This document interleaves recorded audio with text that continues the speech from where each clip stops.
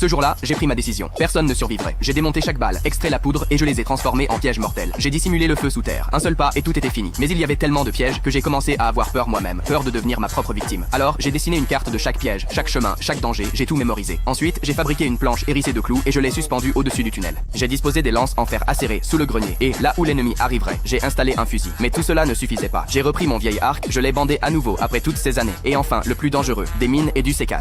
Plus personne ne pouvait fuir, car je n'étais pas venu pour me battre, mais pour mourir. Mais ce n'est pas un ennemi qui m'a conduit à ce tournant. मेरी बेटी जिसे मैंने अपने हाथों से पाला था, मैंने कभी शादी नहीं की, बस उसे ही अपनी दुनिया बना लिया। लेकिन उसके 18वें जन्मदिन पर उसने कहा मुझे मेरा असली बाप मिल गया। मैं जानता था वो आदमी अच्छा नहीं है, फिर भी मैंने हाँ कर दी क्योंकि मैं सिर्फ एक बाप। मैंने उससे कहा जब तक मैं जिंदा हूँ कोई तुझे छू भी नहीं सकता, लेकिन मैं गलत था। उसका असली बाप दरिंदा निकला। उसने मेरी बेटी से कहा तुम दोनों मेरे लिए कुछ नहीं हो। उस पल उसकी दुनिया टूट गई और शायद मेरी भी। वो रोती हुई बाहर आई और फिर अपनी दोस्त के साथ चली गई, एक बार जहाँ से वापसी नहीं।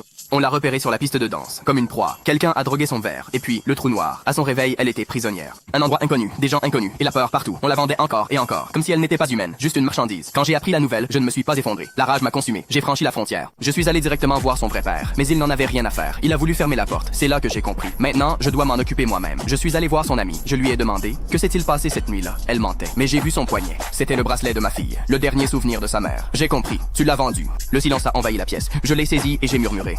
Emmène-moi là où elle avait été vue pour la dernière fois. Car je n'étais plus seulement un père. J'étais devenu la mort. Abonnez-vous à la chaîne pour voir la partie 2.